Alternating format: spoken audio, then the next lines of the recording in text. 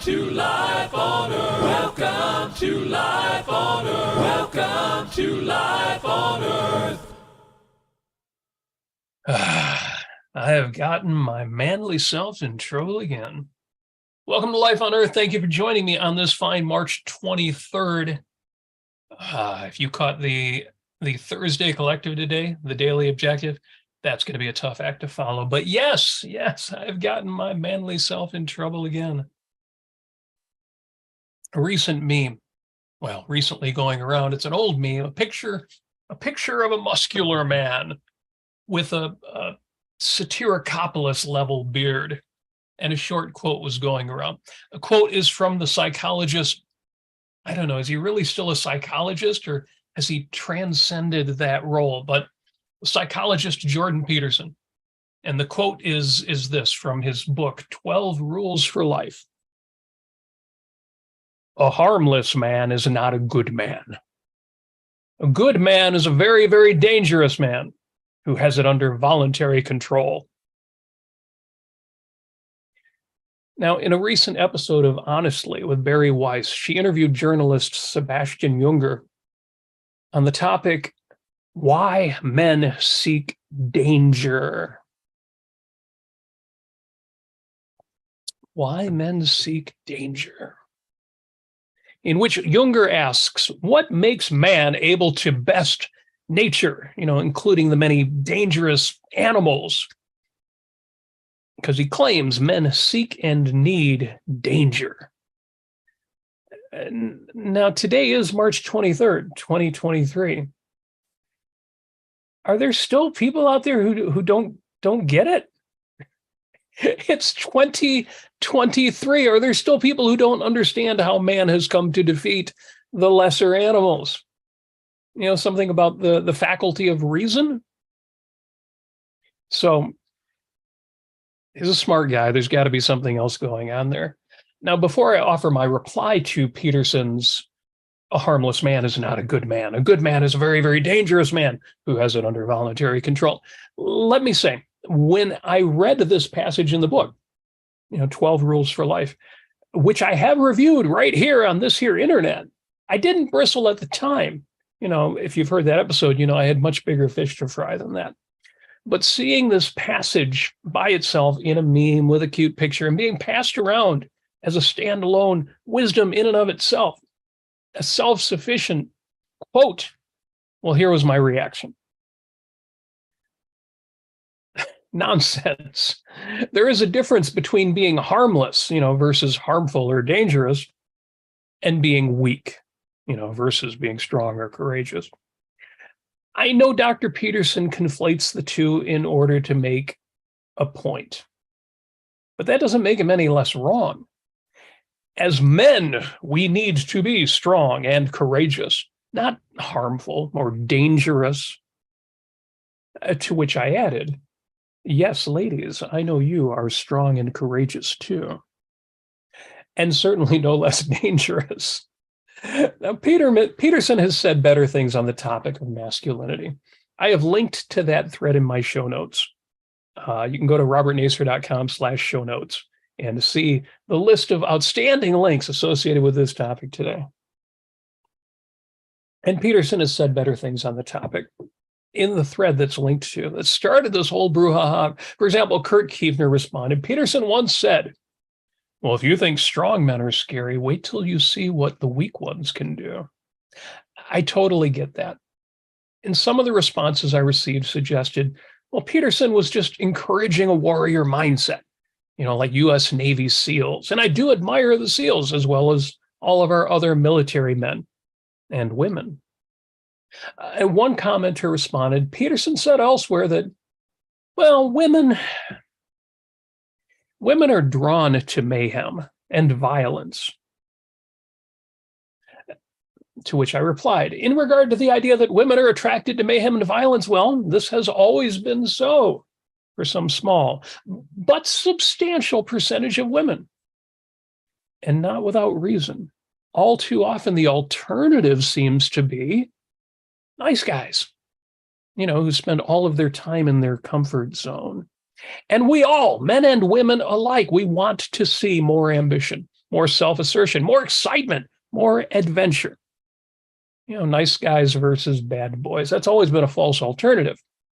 But if those are the only alternatives offered, small wonder that women will find the bad boys. And yes, even if that comes with mayhem and recklessness, more attractive, alluring, tempting. There's a similar false dichotomy with nice girls, versus sexy women.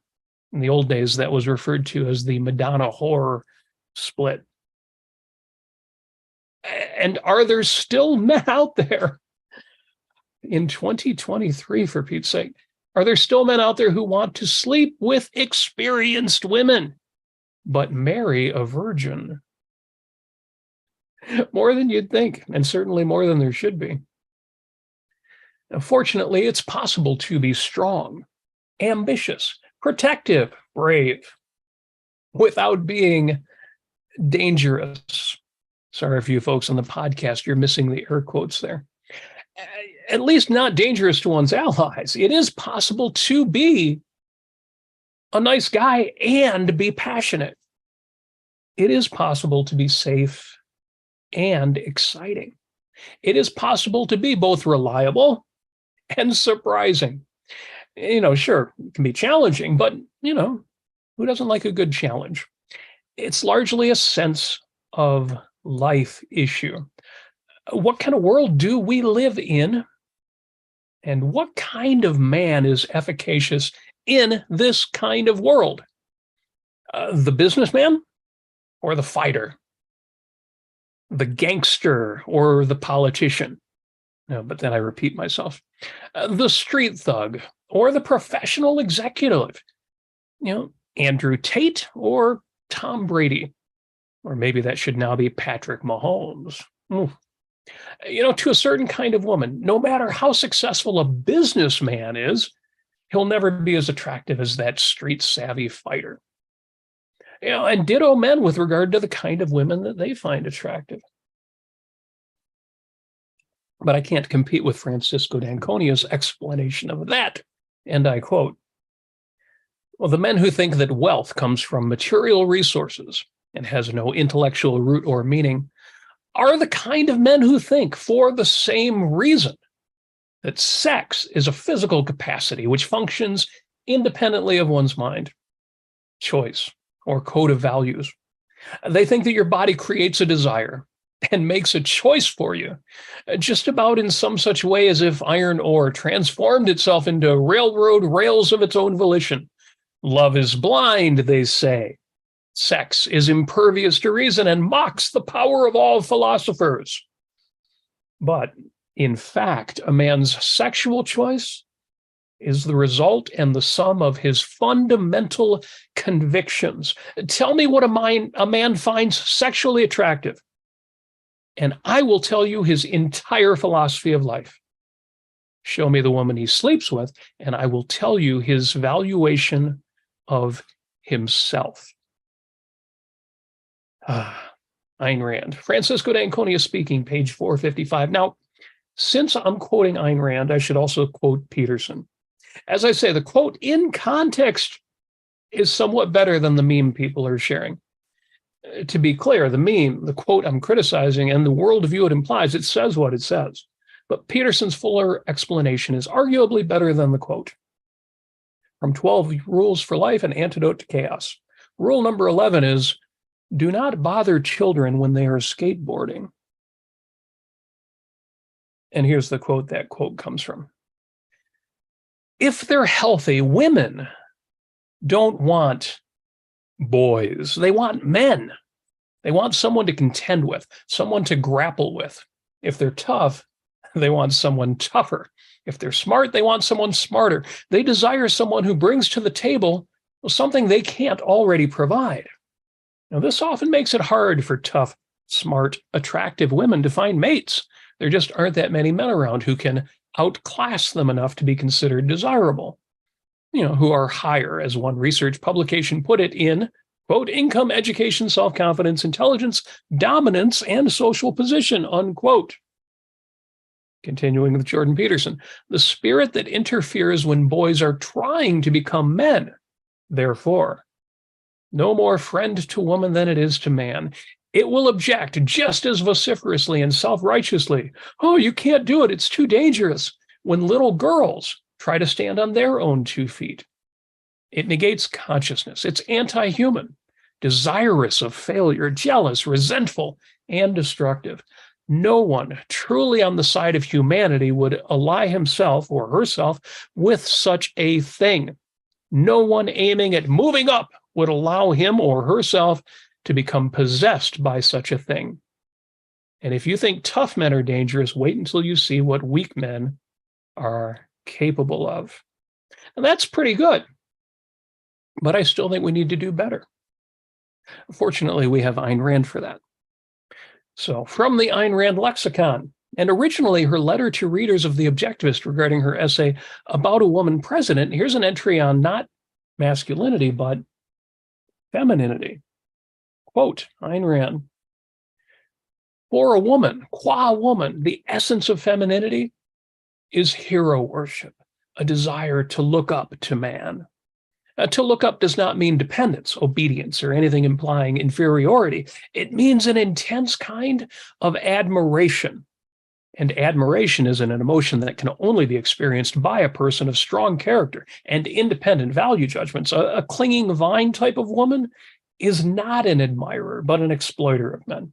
Hero worship is a demanding virtue. A woman has to be worthy of it and of the hero she worships, intellectually and morally, i.e., as a human being.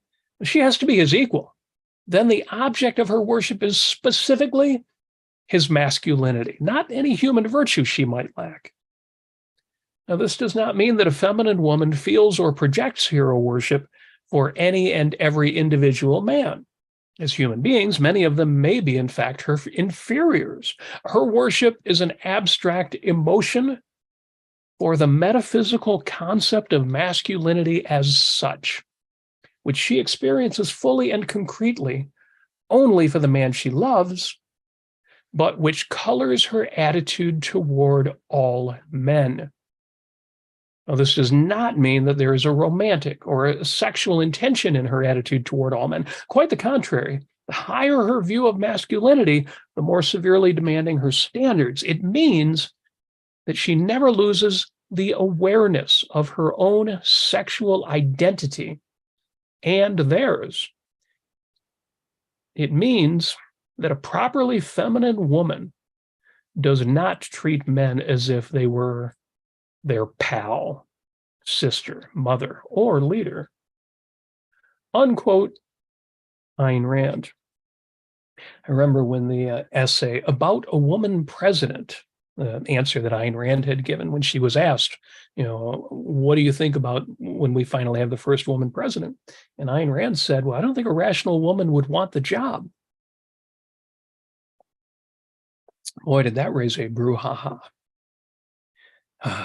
Great essay. Find that, read it, but read it all the way through. The initial impression might be, wait, why wouldn't, I'm all in favor of Nikki Haley for president right now, above all of the other options, despite her issues. Read it all the way through. Now, before I go on, I've got to say thank you to Jeff Bannister, who just came in with a super chat. I haven't asked for money yet, and I need to do that. Well, I don't need money. Come on, look at this outfit.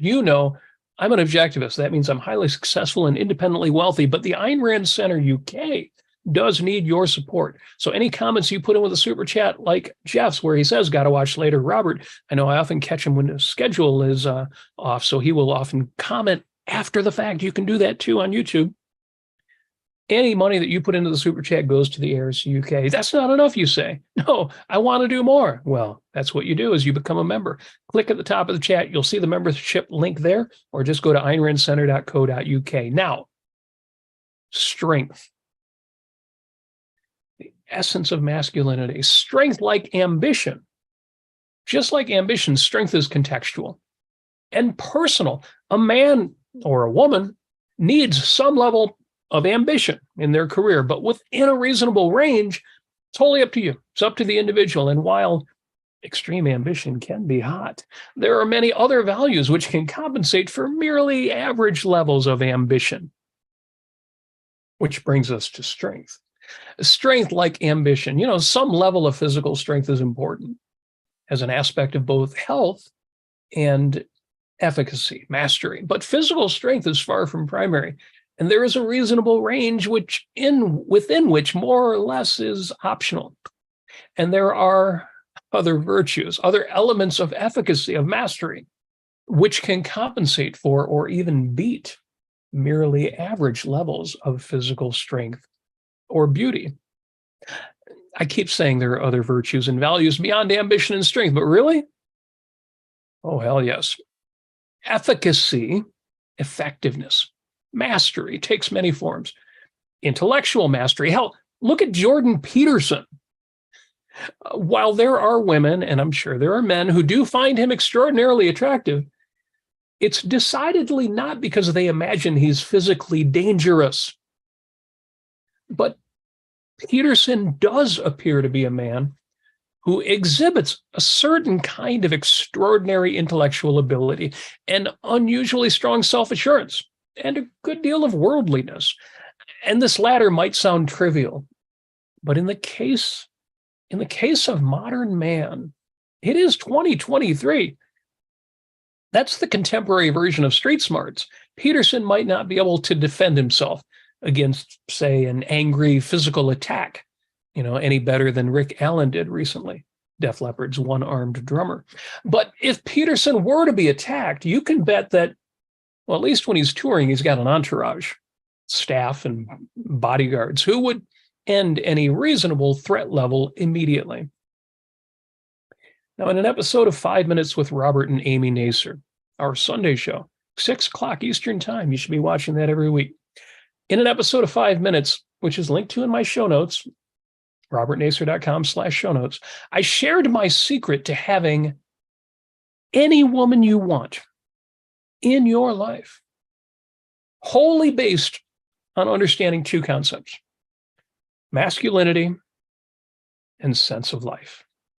I won't repeat the whole episode. There's a link in the show notes, but I will repeat a bit, because masculinity can't be wholly about physical strength and skill, much less, here's the air quotes for you podcast listeners, much less dangerousness, because A, there are men of diminutive stature or just advanced age, or who have wholly different priorities beside fitness, but who are nonetheless very masculine. Now, you're going to tell me that, Clint Eastwood at his age right now is unmasculine? Even though he's well past the age where he could kick the average young man's butt. And B, because the body is just half of the mind-body equation, and masculinity is far more than physical. Courage isn't the same as fitness, nor is loyalty, or bravery, or honor, or self-mastery, nor being a protector. But repeating a bit from our episode on masculinity, the fact is that men and women are 98% identical. The same damn thing. We're bipedal and bilaterally symmetrical. We both, men and women, we have stereoscopic vision and stereoscopic hearing, except for my poor mother who's got one bad ear. Fundamentally, we have the same conceptual faculty. Our minds function by words, by concepts, by logic and inference.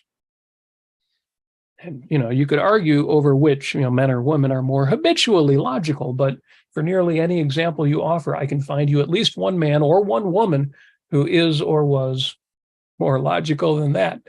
And since we have the same nature, we have the same morality, we have the same philosophic truths, even if most people, haven't yet discovered or identified them.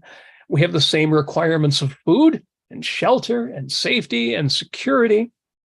So, as Amy put it when we did that episode on masculinity, men are from Earth and women are from Earth. Yes, men and women are the same thing, 98%. And it's that 2% that's different. And that 2% difference colors everything, every other thing. And that's why men and women are nothing like one another. And that distinction is crucial. It's not just to say, oh, yeah, we're completely different, or no, we're not different at all. It's the 2% that affects the 98%. And knowing that is part of mastery over sex and gender and romance. The difference between men and women is not primarily about their different strength and endurance, because women in some ways have a stronger, higher constitution than men. Try putting your average guy through monthly periods, much less childbirth. But the differences in gender cover every other thing. That's why men march, but women dance or stroll or skip. Men croon while women sing. Men fight. Women argue. Men protect, but women nurture. Again, this all flows from that 2% difference. So obviously, sometimes men nurture, sometimes women protect. And obviously men dance and sometimes women march.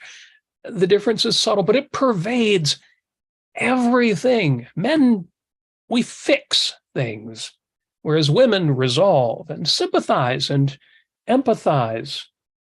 And women listen. For women, it's not about the nail. A wonderful thing about masculinity and femininity is that all of the ways in which it expresses itself are chosen. They're optional, but that does not make them subjective, and that does not remove the reality basis. Now, before I go on, and I won't go long, but I've got to give a super, super thank you we've got a couple more super chatters here. Oh, YouTube is asking me if I want to give a super chat. No, I'm too busy talking. But thank you very much to Sam. Oh, yes, the photographer, who says, they say hard times create strong men. Is that why people vote for governments that guarantee we will all suffer forever, for everlasting strength? That's a tempting idea, but no, it's so easy for us to find challenges that will keep us strong without needing to create artificial ones. No.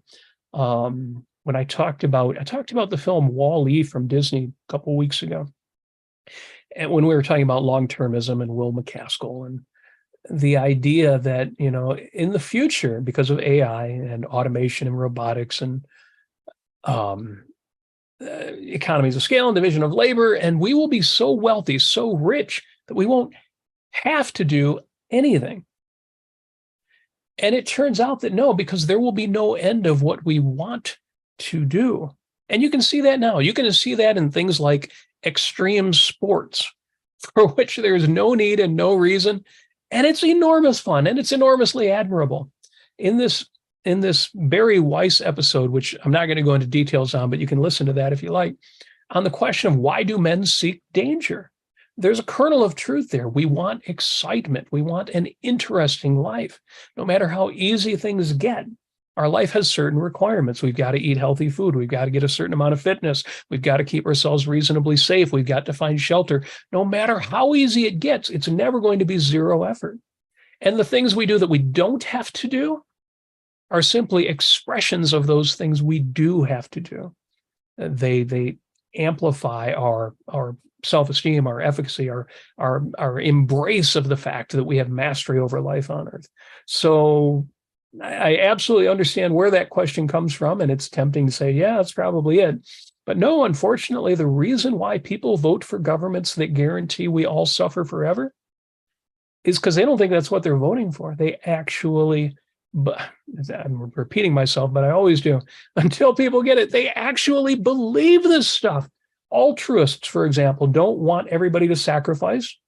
Now, there may be some philosophers out there who preach altruism who really do have a power-lusting and nihilistic desire. The average altruist isn't that way at all. The average altruist simply thinks this is right, this is moral, this is the way life is, this is the way people should be. The reason people vote for the governments we've got, they actually believe it. So don't try to figure out just what's wrong with their ideas. Try to figure out what are their ideas what they actually believe? Great question, though. And we have a very generous contribution from Adherent of Lady Columbia. Love when that name comes up because I love the idea of Columbia. I've talked about this before, that when I was young, I had no idea why Victoria seemed to have something to do with the Brits, and why we had the space shuttle Columbia, and eventually found out, yeah, Victoria, well, Queen Victoria and the victories of the British Empire, but Columbia was Columbus. Christopher Columbus, who discovered the Americas and is now associated with the United States. Adherent of Lady Columbia is in with an enormous super chat, a very generous super chat of $50, and says, many of New Right point to the biological determinism of man as a meat puppet. I disagree with them, but they do bring issues such as testosterone, birth rates, and IQ dropping. Does anyone in the objectivist movement address or think of these issues? The short answer is no, not that I know of. There may be people. I have my circle of friends, and I don't know everything that everybody's doing. It's one of the great things about objectivism right now is there is no way to keep up with everything. I got another great question just popped up in the super chat.